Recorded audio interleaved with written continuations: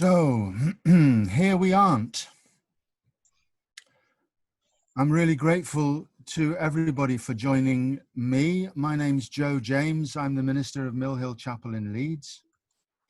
And this afternoon, it's 3, not 2, isn't it? I'm chairing this session on community outreach. I have a very distinguished panel of my colleagues who are Elizabeth Harley and Mike O'Sullivan and Andy Pakula. And we are going to share an hour together to talk about the experience of connecting with other groups in our respective areas. I hope that we're going to hear about the practicalities of community outreach, stories both of successes and failures. The idea is that we can share how we develop stronger links with those outside our own chapel doors. I'm going to propose starting with introductions from each of the panel. So, Lizzie, why don't you start us off? Could I ask you to just let us know your name, where you are, and what position you hold in your community, and how you are as well, how you're doing? Oh, I'm unmuted. Hello. I'm Lizzie, or Elizabeth Harley, and I'm in Bridport. I'm the lay leader there, but I'm also a student minister. And I am doing well, thank you. Grand. Do you prefer Elizabeth or Lizzie? Well, Elizabeth, when it's written down, it's like official, but I really don't mind either. Okay. Hey. Andy, I see you're unmuted. Am I? You're on. Okay. Hi, I'm Andy Pakula. I'm a minister at New Unity. How am I? I'm fine. Yeah, this seems like a time of incredible upheaval and suffering, but also tremendous opportunity and change. And I remain hopeful that the world will change for the better because of it. Yeah, that's really great. Thank you. Thank you. I'm just noticing this, your mic is a little bit weird. I don't know if there's anything you can do for us.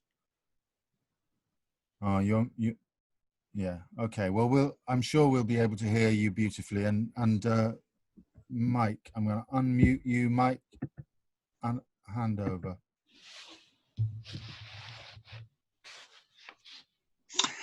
Hi there, everybody. My name is Mike O'Sullivan. I'm the minister of the church in Cork in the southwest of Ireland, a position I've held for just over 3 years since I was ordained.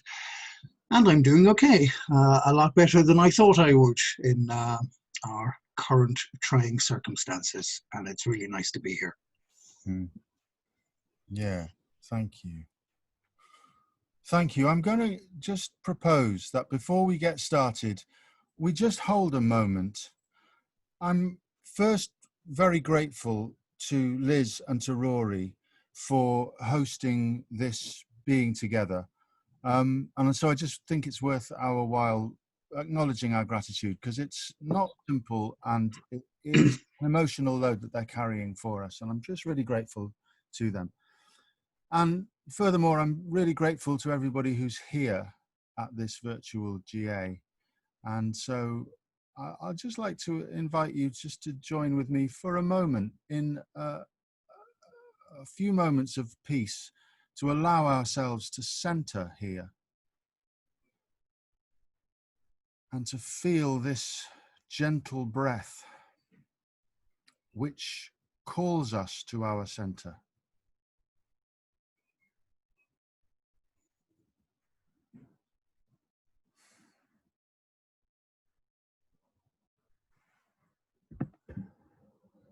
Thank you. I'm going to ask my panel individually to just talk us through something that's going on for you in your place of worship right now. Something that's working. One of the activities that you love And when I was thinking about this, I really want to kind of hear from you about the thing that's happening right now that excites you, that motivates you. You know, those things that amongst all of the different things we're all engaged in, there's maybe one little project that's got you going. Tell me about that. Lizzie.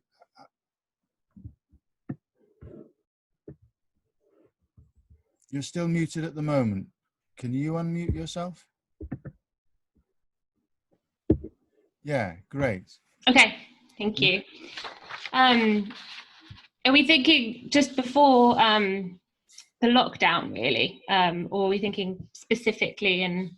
Well, that's a really great question. I would love to hear from either perspective, before or where we're at. Okay, well, I think it does actually tie in quite nicely together. So I was really excited to be working with local Extinction Rebellion groups in Bridport. And I think the crossovers between the spiritual side and the activism side were really, I could really feel that. And so there's this group of committed individuals that are going through their own climate crisis grief, and this need to do something. And then there's the people in the chapel that feel the same, but they also have this spiritual element of the earth and wanting to help the earth. And so they very naturally make friends in a really easy way. And I think what's happening now is those volunteers that have become part of the home at the chapel, because in a very practical way, we were hosting meetings and banner making and print making and doing talks and well-being. So they were becoming part of chapel life, and some of them were anyway. It was lots of crossovers. And so now we're into this lockdown period, and we're using the volunteers that came to the chapel for many different reasons. Some of them is a community fridge project, which I haven't talked about yet, but the Extinction Rebellion and the fridge and chapel life in general are asking, how can I be of help? How can I use my time to benefit our community in the best way? And so at the beginning of the lockdown, we were sort of facilitating groups talking to each other and making a Bridport and village wide connecting of the dots for volunteers to help each other and get food where it's needed and medicines and everything like that. So I saw a direct correlation between sort of social justice work, our spiritual commitment to each other as a community and the planet, and the needs that come up in the moment. So at the moment, the need is to make sure no one's left out in this time of isolation. Yeah, that's such an immediate need and such a need.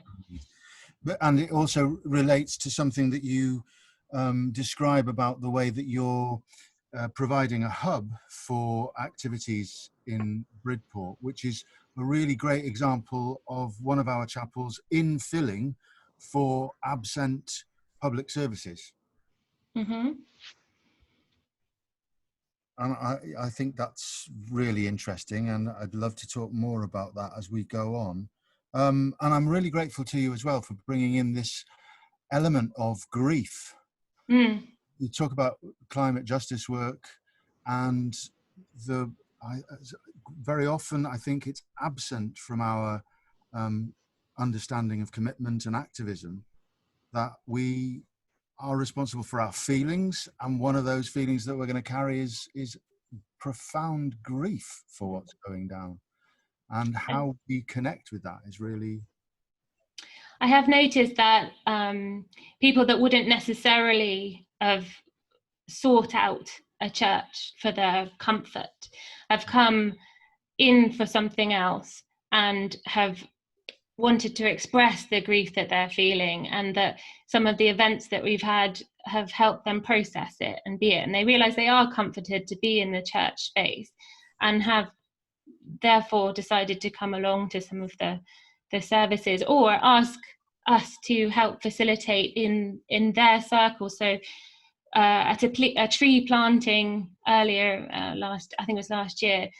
I was invited to come and create a ceremony and say a prayer as a sort of representative of the chapel, but for them as a group of people who were wanting this to be spiritual and sacred in a very natural way, and it was really moving. I think it worked. It was one of the trees that was on the bridge in Waterloo, and it came back home to Dorset and was planted, and in a very special way. So there's lots of this community and ours, our sacred communities mixing. And as though there's a recognition that you may have a language and a facility to dealing with emotions and feelings that are big, that are out of the range of maybe some activism or out of our normal mundane range. I think so.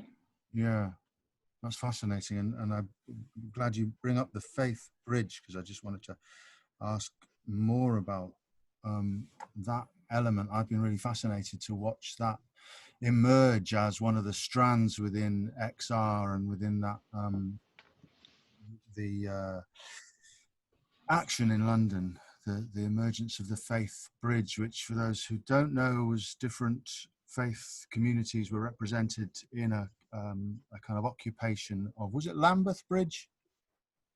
I'm no longer a Londoner.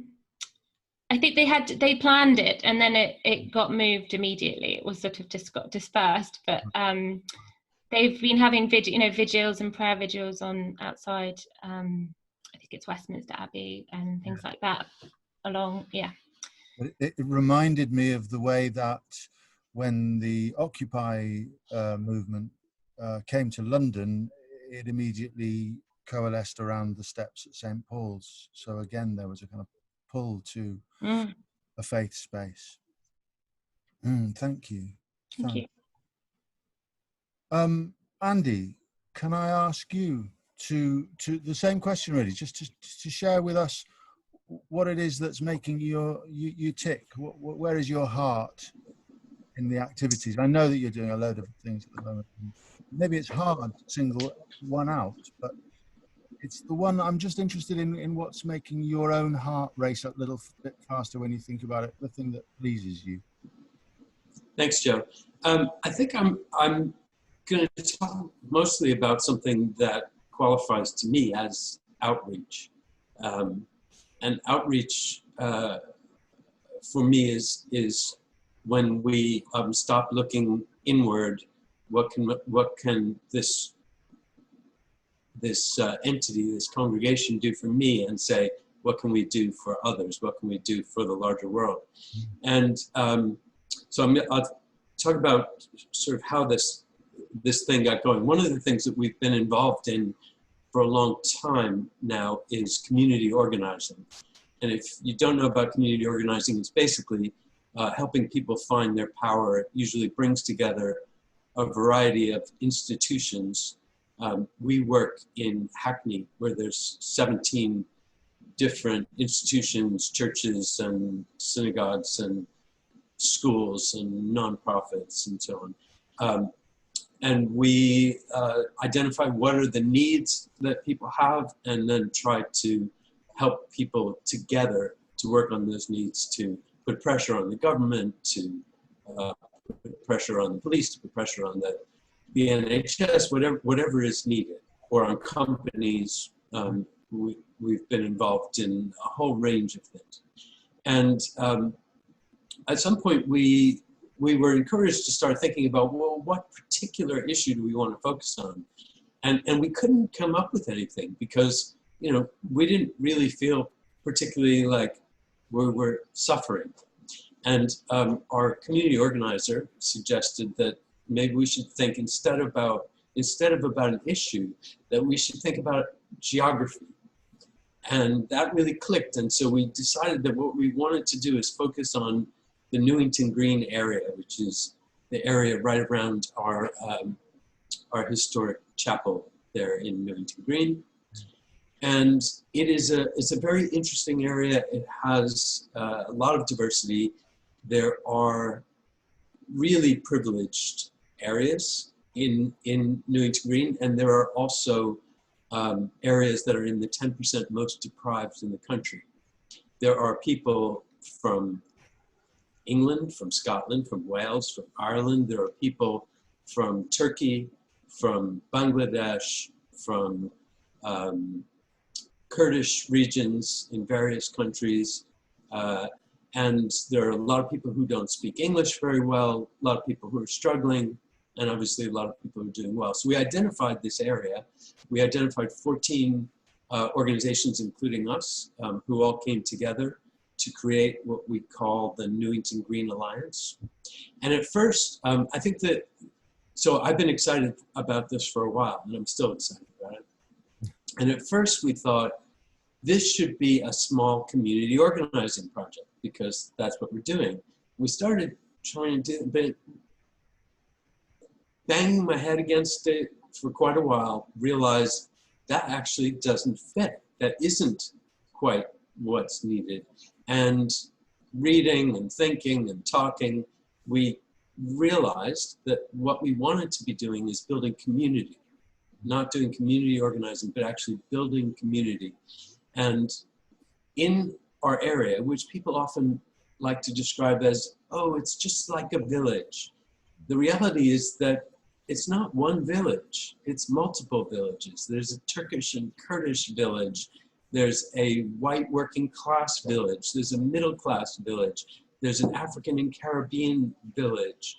And they don't really interact. And we realized that our goal is to build connection across all these kinds of divisions. And that's what we've been working on since. We've got other organizations involved. We thought it might be a good idea to start a Facebook group just for the community. It's got 650 people subscribed to it now, and it's become, and in the crisis, it's become one of the centers where people can help each other. But what we're all seeing, I think, at least I'm seeing, I assume many of you are seeing also, is that communities become cool. Communities become something that we recognize in the larger world is important, is life-sustaining, and it fits in so well with what we've been doing that it just feels like we're in the right place at the right time.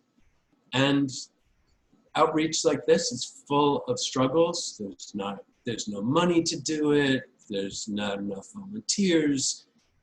We've got a pandemic. You know, you run into all of these kinds of things.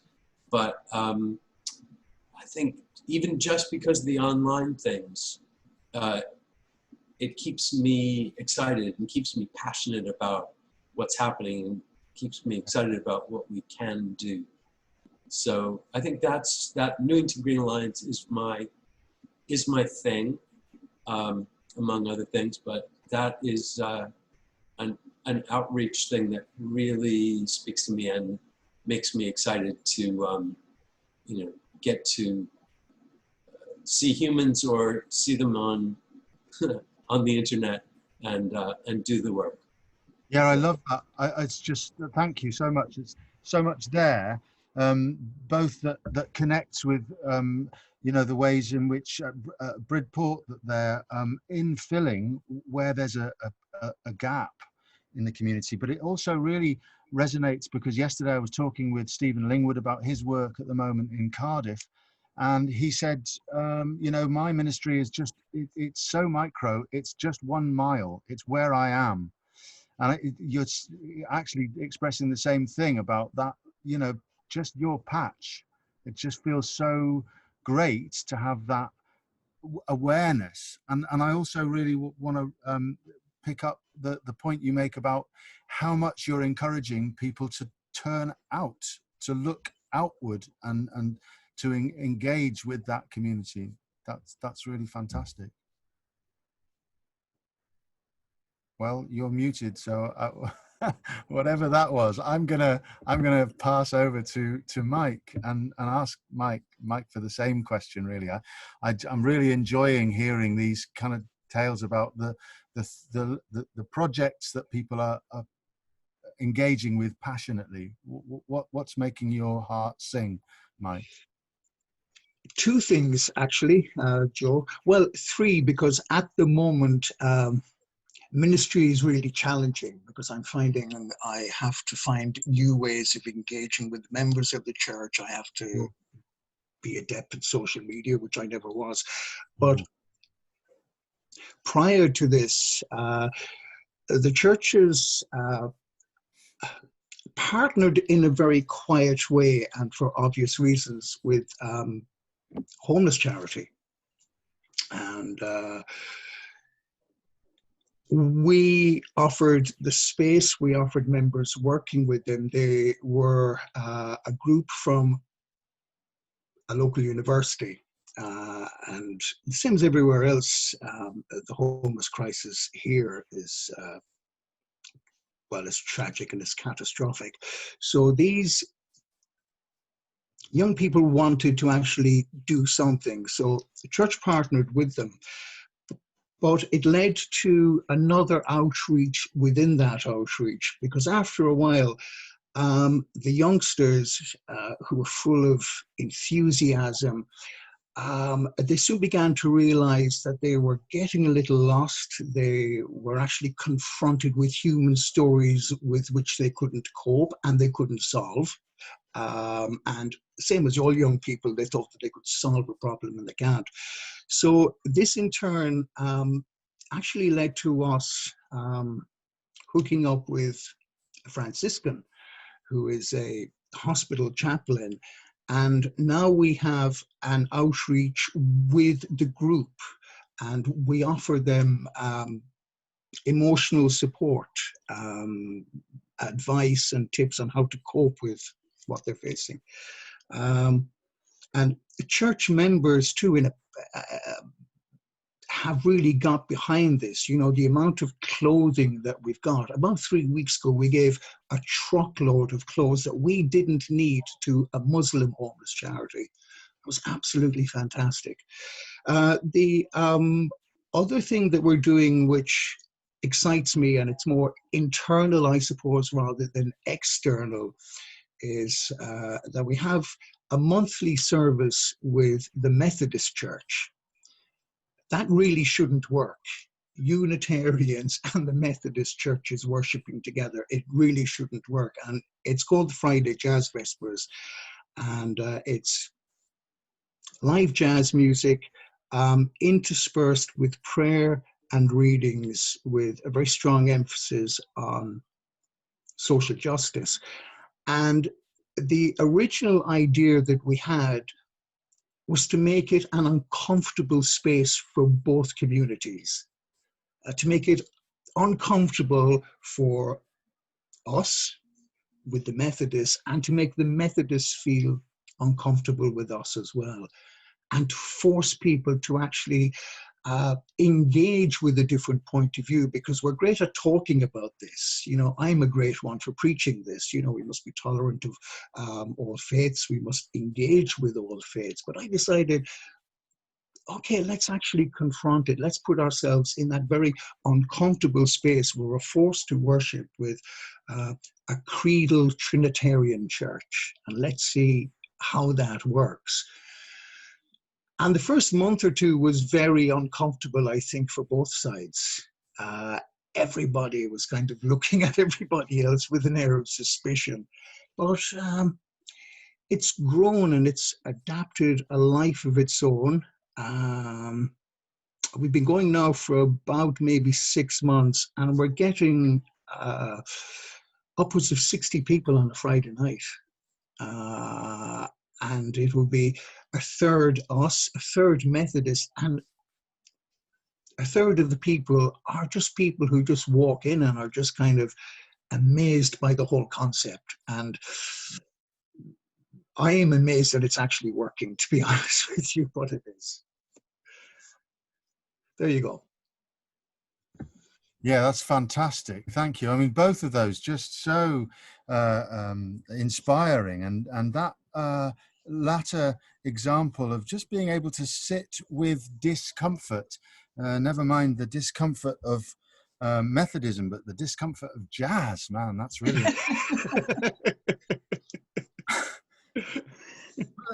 But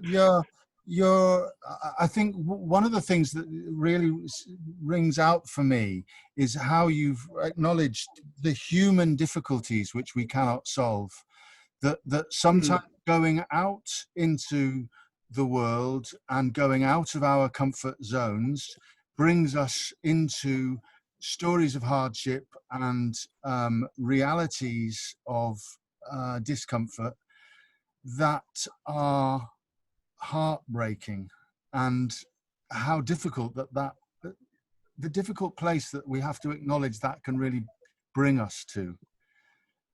So I just want to look at that a little bit, because I think that also Elizabeth talked about the dealing with the grief implicit in climate activism, and again, it's another area in which I feel that we have a potential as a faith community to have the resources to deal with these extraordinary kinds of discomfort.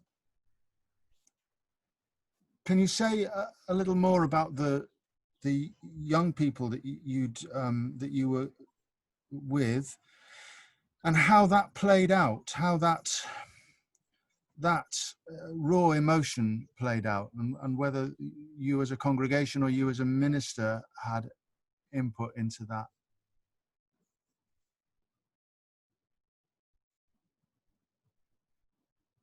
Oh, you're muted, Mike. I'm going to unmute you if I can.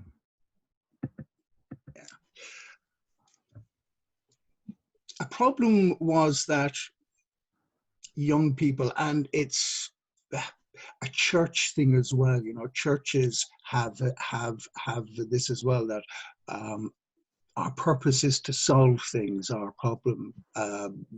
If you have a problem, the church will solve it for you, the minister will solve it for you, God will solve it for you. And with our young people, you know, they saw, they had to adapt to the stark truth, you know, that they were in university, they were living a privileged life, in a sense. They had enormous opportunities, and on paper at least, a brighter vista was ahead of them. And then they had to meet young people their own age who were living on the street, who were addicted to heroin, who had no privilege, who had no hope, who had nothing. And the hardest thing for a lot of them was not being able to do anything to change that. Not being able to do a single thing. Just being able to give a hot coffee and a sandwich, or a clean jumper, or a sleeping bag, and having to accept that with the best will in the world, that was all they could do. They couldn't do any more. And a lot of them, I think, had to realize that themselves and as a group, they had limitations. They had limitations, that they were not going to change the world. And a number of them, I think, really took that really hard. I had one person ask me, of course, you know, okay, Mike, where is God in all this? Okay, where is God? Okay, here's a homeless person, you know. Saddest thing was we met a young woman in her early 20s with a 6-week-old baby, homeless. And it affects people, you know, it affects young people. It affects me as well, you know. And you do have to realize that You can't solve the problems. Church cannot solve the problems, and the purpose of outreach shouldn't be to try and solve the problems, you know? Yeah, yeah, I do, and I think that awareness and acknowledgement of our limitations is really important. Andy, Yes. sorry, I was just going to go to Andy and ask for your comments, Andy, on that aspect of, as we, you know, you described beautifully the kind of journey out from the congregation into the world, and just could you say a little about the difficulties that then you discover? Because something that Mike was saying really resonates with me too, that these stories, sometimes we come into direct contact with hardships that maybe our congregations aren't expecting to be brought into contact with when they ordinarily walk into a church. And has that experience also emerged within your work in the community? And if so, how do you respond? I guess I would say it hasn't. But my general feeling about how we need to minister, particularly in larger settings, is that we have to make communities that are strong enough and resilient enough to take care of people. So in my congregation, we have a team of people who do pastoral care. But for the most part, everybody does pastoral care. And everybody is, you know, typically have 70 people on a Sunday. And when somebody brings up something that they're suffering with in Candles of Joy and Sorrow, the closest people to them come to them and support them, and other people come to them. So I think in a real way, a strong community can support people who are in need and support people who are supporting people who are in need. Yeah, yeah. And that's more the way I see it. So yeah. To me, it's all about building community. It's about building strong, healthy, resilient, non-anxious community. Yeah. So creating a culture of resilience within the congregation. Yeah, and resource. Yeah. And I'm also really responding to that as well. In your context, Lizzie, talking about the XR activism and the way in which that activism has now morphed into the community. And I'm sure it's the same in Bridport as it is here in Leeds, as we are uncovering the real discomfort at the heart as our society has been kind of forced into this crisis.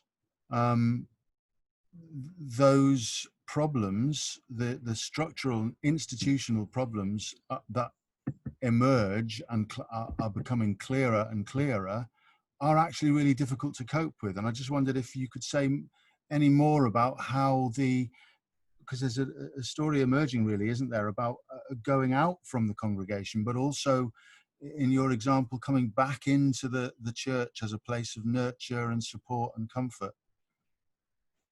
Yeah, I think what came out of both of those is like doing what you can do and what you can give, and using your skills, and so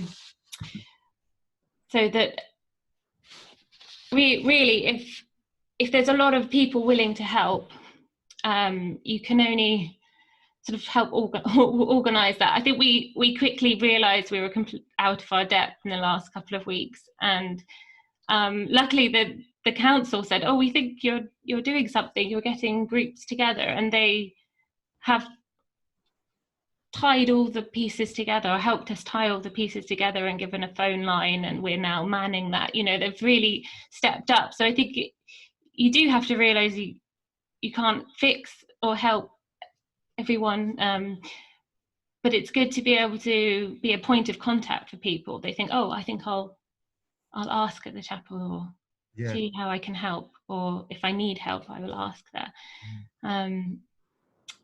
Because there's Andy's amazing, you know, really big support structure they have, that we don't have. So we're just putting that together now. Yeah. But and that you are, I mean, I was lucky enough to spend some time with you guys in Bridport, and I know that way back then you were already invested in the idea of strategic partnerships, about kind of creating interplay and communication between the chapel in the garden and the other communities of resource that were around you. Absolutely. Yeah. That's it really is how we operate as a community. The people that use our space have gradually, it's taken 10 years, but it's sort of gradually become part of the chapel family. Some a lot more than others, but there's just all these alliances. Like we work with the START Transition and Recovery team to run our community fridge, and that's an NHS group, and the people that they have on their team are clients that are trying to get back into work, and they become part of our volunteer team, because it helps them to be part of volunteering, but it's also helping the people that come to the fridge. So there's lots of multiple ways of tying things together to help a lot of people in lots of different ways. Yeah, absolutely. And I mean, I'm just raising up the fact that those seedlings had already been planted out, that there was already a culture emerging of resilience and community outreach, that was already up and running. And I guess that's also true for you, Andy, and in your context. I'm just thinking as well about the kind of dual crises that are going on in a small way for you. You're literally having to move out of your building as work is going on. Do you think that has in some way also contributed to your current work with communities, and in particular the Newington Green Alliance, and that work of making community? Have you been more, provoked into that because you've been sort of out of home while building is going on?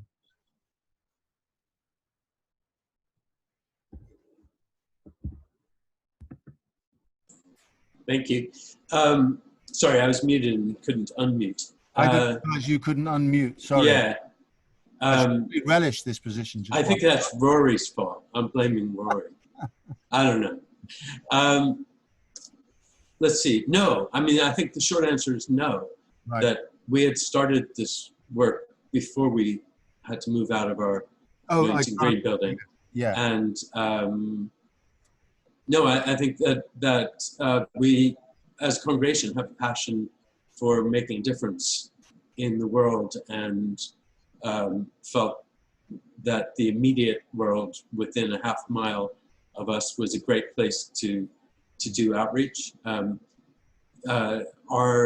My ministry is, especially in the pandemic and virtual gatherings, we've our most recent Sunday gathering had someone in Thailand and someone in Seattle. So I think that's quite a long range.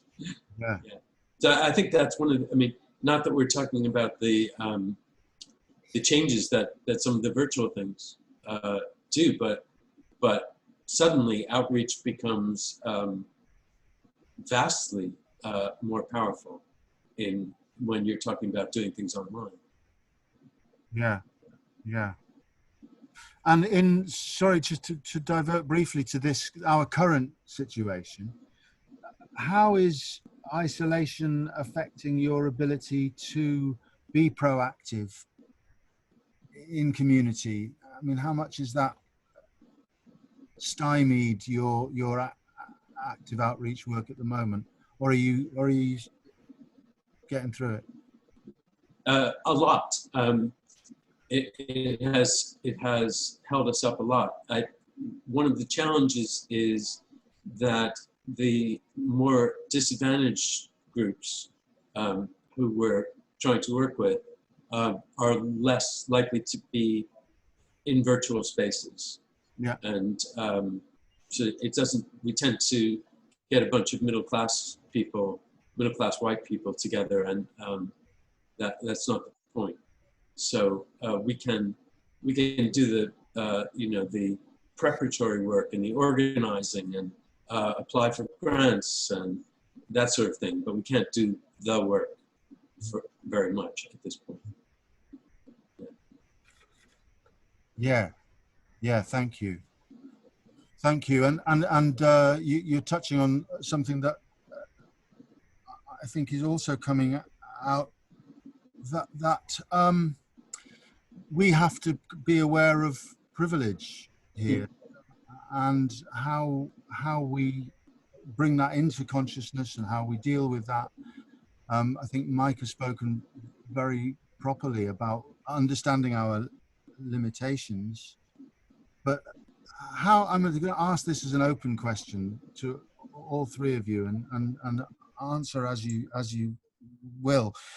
How do we approach and address this critique, which I think is fair?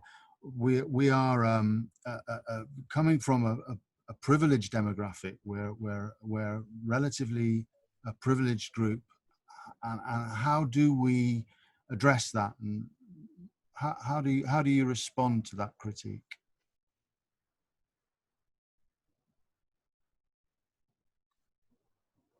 It's a tough question, so I'm invite anyone to respond.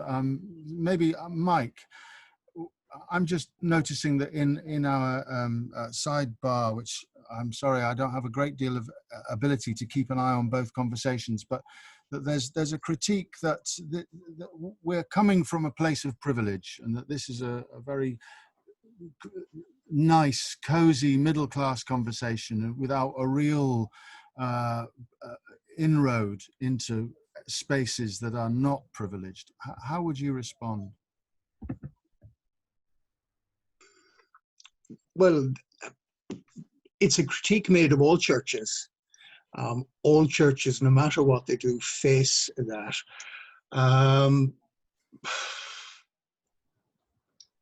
A community is only able to do what it's able to do, based on our size and our resources. We would love to do a lot more in Cork. We would love to delve deeper in and do more and achieve more, but we are restricted by numbers, and we are restricted by finances as well. And that's a big problem, I think, in outreach. Financial supports and the money that it uses up, and it's often money that isn't there. Yeah. So you're in a cycle. You're constantly trying to support the outreach by bringing in money, which of course means bringing in more members, and it becomes, one actually becomes dependent on the other and on the other. With the privilege argument,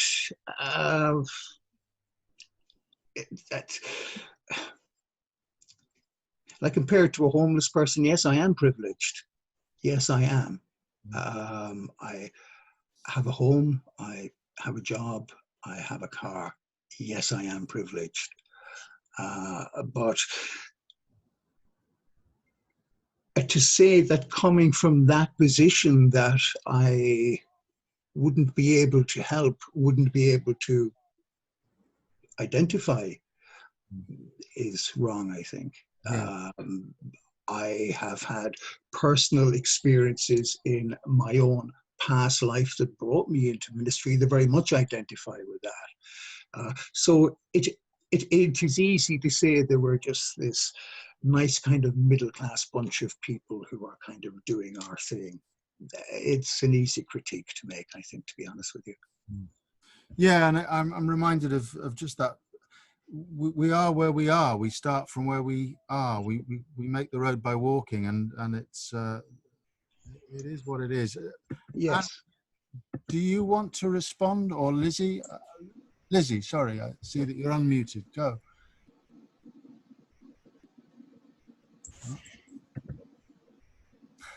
Yeah. Sorry, it's the unmute button again. Yeah, sure. I think with elements of privilege, I guess it's easy to forget that you are sometimes. So it's about keep asking yourself, whose voice isn't being heard? Why are you making these decisions for the community? Have you listened very carefully and thought who isn't in the room, or who aren't you asking? You can't. So it's just, I think it's important not to keep reminding yourself of where you are and what you have and the privilege that you do have, so that you can actually make a difference and decide on the project in the community with the community and the people that will be affected.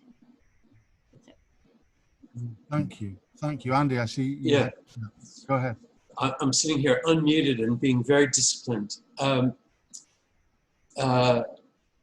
mean, for Newington Green Alliance, our intention from the very start is to make sure that we're not in charge. So we've got a group of trustees that include a South Asian woman who wears a headscarf. We've got an African Caribbean woman. There's an East Asian woman. We're trying very hard to interest a Turkish or Kurdish person to get involved. And our aim is absolutely to give it away, for this not to be something that we are in charge of, and that whoever is leading it has to be absolutely sure to be in touch with those who have the greatest need, those who are heard from the least, and that, you know, I mean, we're not there yet, but that's the direction we have to move in, that we understand that this can't be something that's handed down from a middle-class straight white guy. It has to be something that the people feel they own and control. It's also a membership organization, so the people who are in charge are whoever signs up as a member, and membership is free. So I think that's a key piece, and more of a signal than anything else. So involve as many people as we can, give it away, make it free. Yeah, and I know that you've done amazing work at Stoke Newington in terms of getting that kind of pledging system into place within your congregation. I think just kind of referring that back to the point that Mike was raising about how we physically, financially sustain work in the community, and that is difficult. I acknowledge that, but I'm really interested in the model that you've created there for how to engage positively there. Yeah. And I'm also just gonna another question I'd like to throw open to the three of you, again from the sidebar, about this related to how we fundraise, how we sustain the creative community work we're doing. So the question come up that some of us are working in much smaller congregations.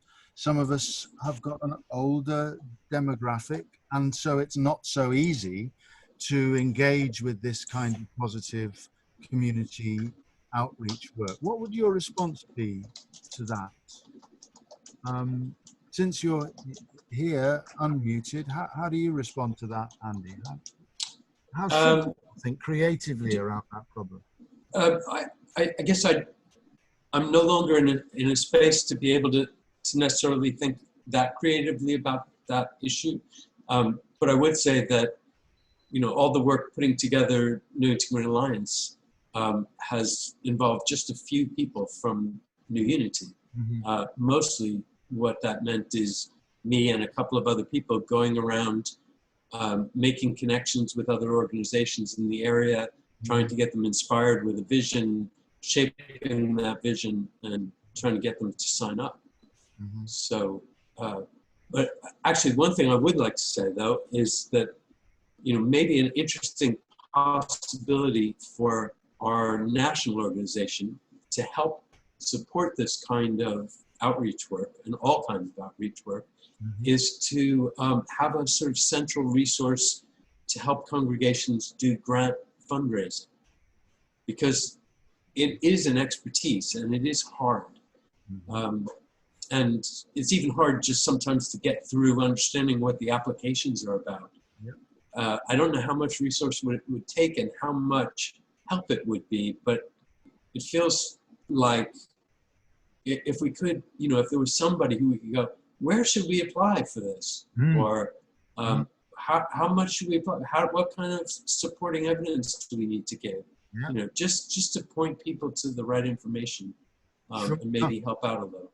Yeah, and on that note, in one of the conversations yesterday, the culture and congregation conversation with Dugald Hine, he was talking from the perspective of Dark Mountain Project, working with artists, and about how much creative crossover there might be between the arts world and our own world.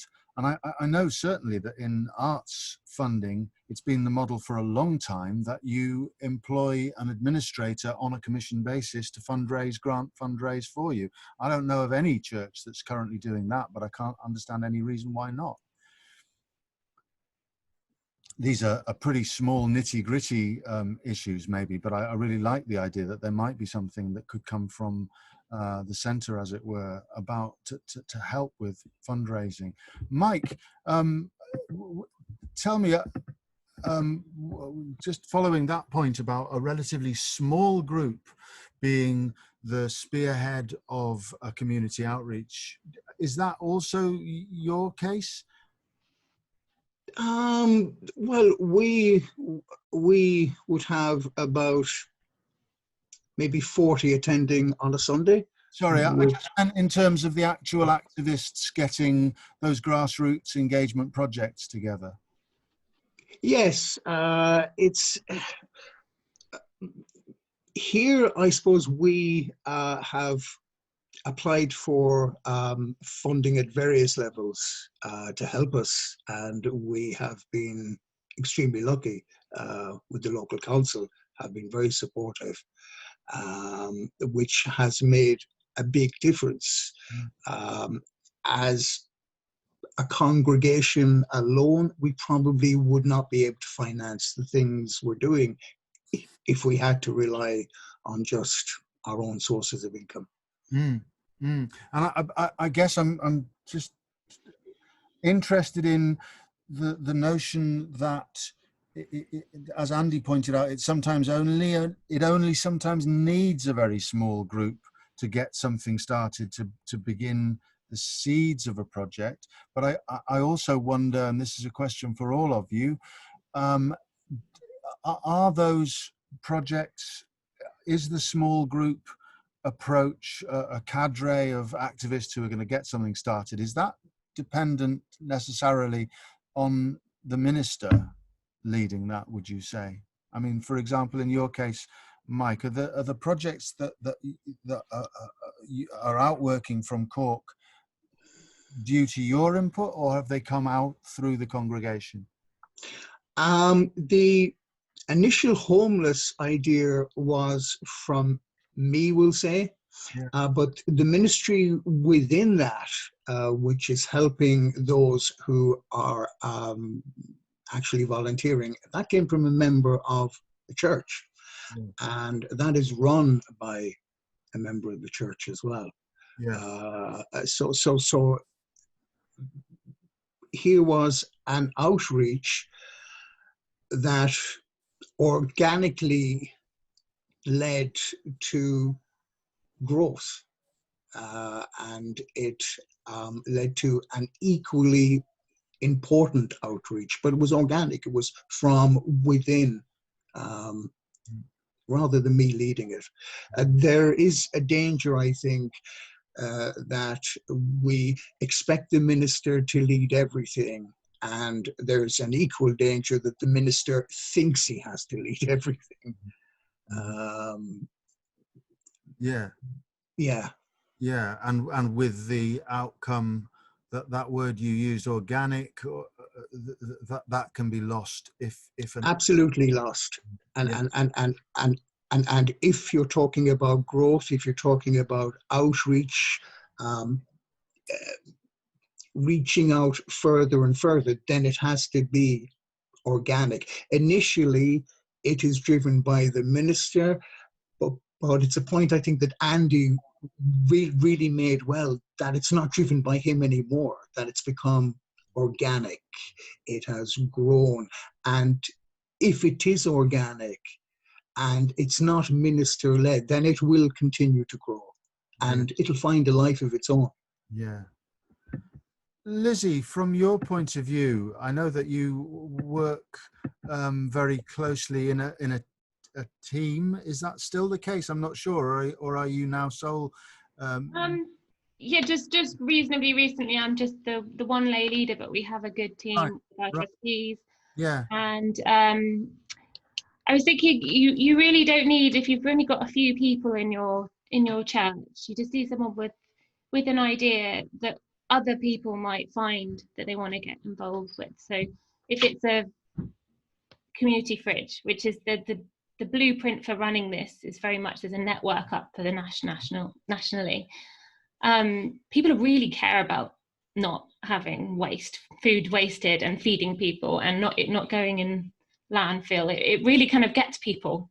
And so you have people that, I want to be involved in a community food. And then you utilize those people. So it doesn't have to, I think there's the heaviness of feeling you have to drive a project from your church. If you're a very small church that's not got,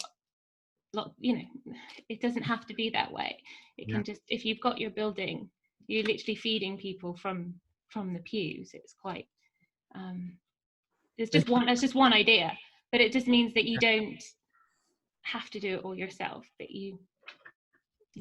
It's a really great point to end on. I'm really sorry to say that this hour has been so short. It's such a fascinating and rich conversation, but the one of the takeaways from me anyway, all three of you have talked about the way in which your projects run in parallel with what's going on in the community, and that also emerged really strongly from Stephen Lingwood's description of his work in Cardiff yesterday as well, that the work exists because it's working with, that there's a sense that we are at our best when we respond to and reflect our community.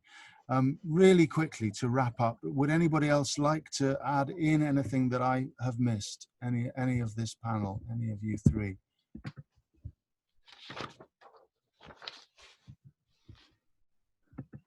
No, I'm going to say thank you so much in that case. I'm really grateful to you for this fantastic opportunity to talk about these things that we've been doing. We didn't get around to talking about some of the spectacular disasters that we've suffered as ministers in community outreach work. And I know that that's another subject, but, and I'm sorry that we didn't answer all of the questions from the chat bar, but I know that we did manage to get through some of those. I'm going to close the meeting promptly because I know that my colleagues are going into the next session at 4 p.m. and I'm really grateful to you for being here with us at this session. There's a heart and soul meeting which is going to take place right now, and at 4 communication and spirituality is just getting started up. I really recommend that you get to that, and I'm going to close off now. So thanks very much for being here. See you all very soon. Bye for now. Bye.